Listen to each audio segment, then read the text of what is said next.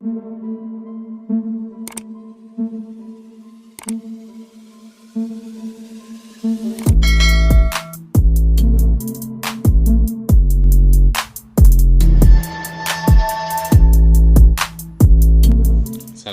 warahmatullahi wabarakatuh. Jumpa lagi dengan saya Guru Idola.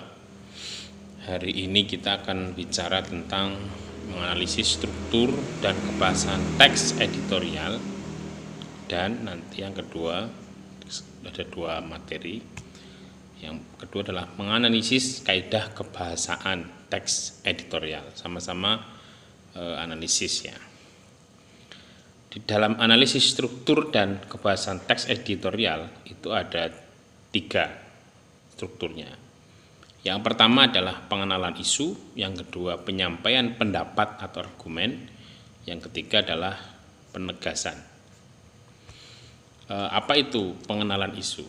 Pengenalan isu adalah bagian dari pendahuluan teks editorial. Fungsi dari pengenalan isu ini adalah mengenalkan isu atau permasalahan yang akan dibahas dalam bagian berikutnya. Pada bagian ini disajikan peristiwa-peristiwa yang sedang aktual atau yang fenomenal dan kontroversial. Jadi selalu tiga itu yang menjadi dalam ini pembahasan. Kemudian yang kedua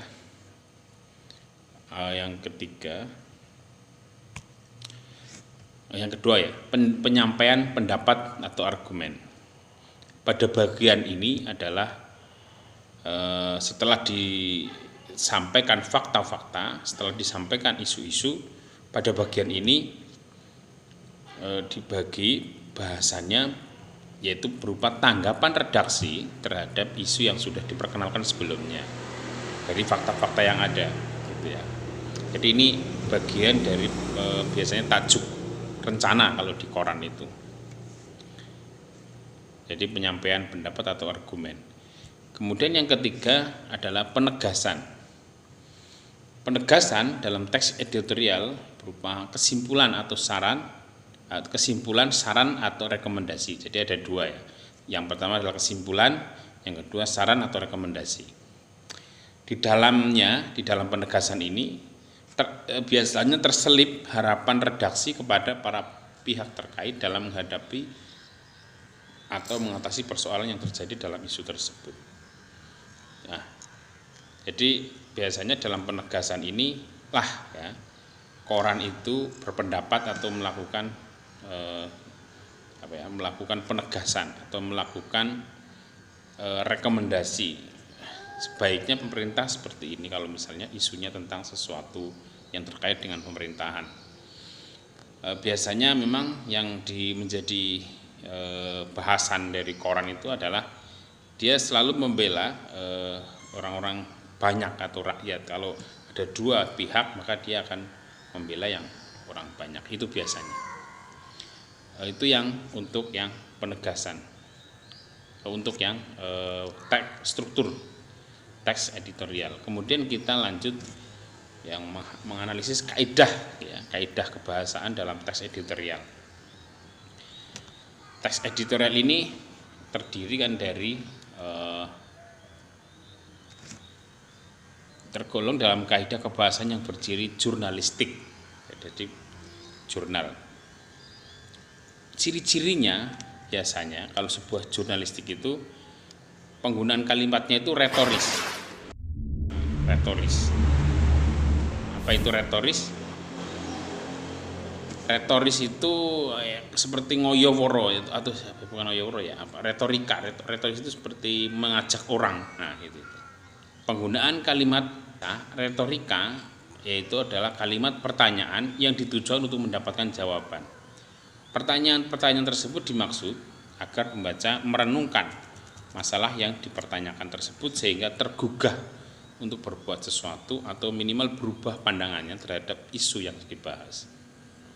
Itu ciri-ciri yang pertama dari sebuah teks jurnalistik atau teks editorial. Yang kedua, ciri-cirinya adalah selalu biasanya menggunakan kata-kata populer sehingga mudah bagi khalayak untuk mencernanya. tujuannya agar pembaca tetap rileks ya, tidak kaget gitu terhadap masalah yang serius. Tujuannya agar pembaca tetap rileks meskipun sebenarnya sedang membahas masalah yang serius, yang dipenuhi dengan tanggapan yang kritis.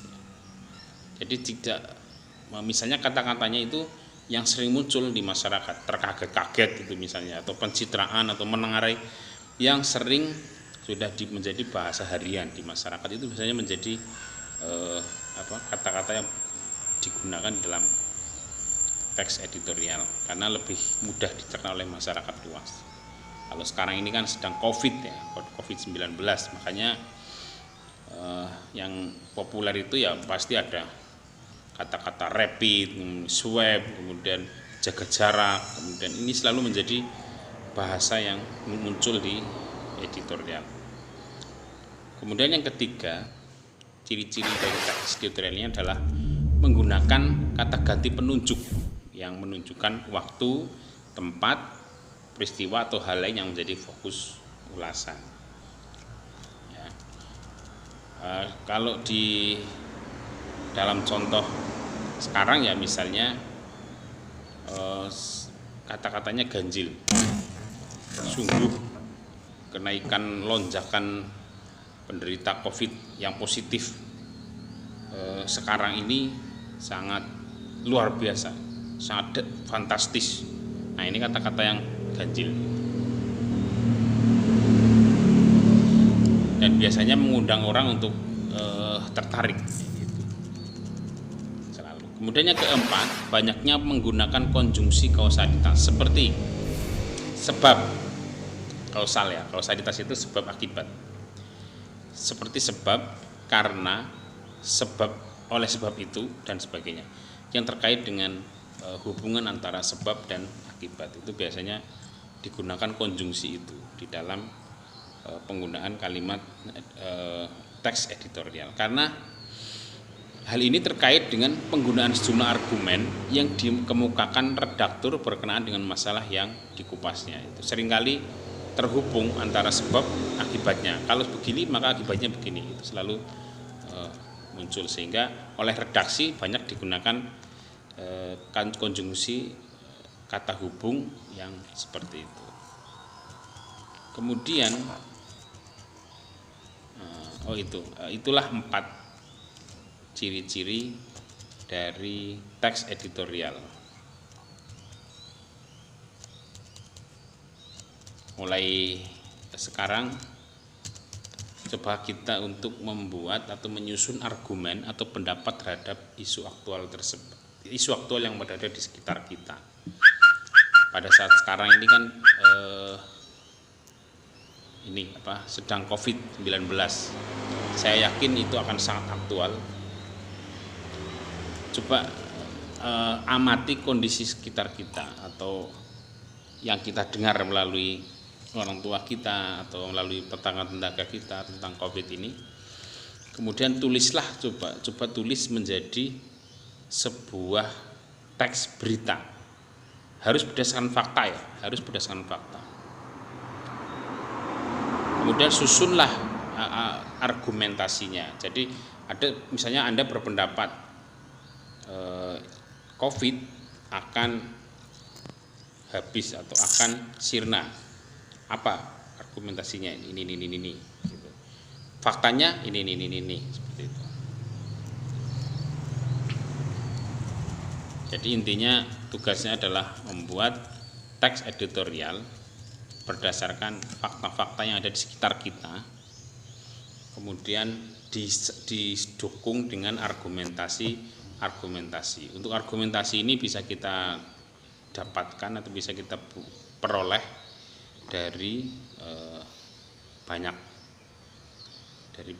sumber ya. Mungkin itu dulu untuk tugas kita hari ini. Untuk tugasnya silakan di-upload di Classroom masing-masing. Cukup sekian dari Guru Idola. Tetap semangat dan jaga kesehatan. Wallahul muwaffiq ila aqwamit thoriq. Assalamualaikum warahmatullahi wabarakatuh.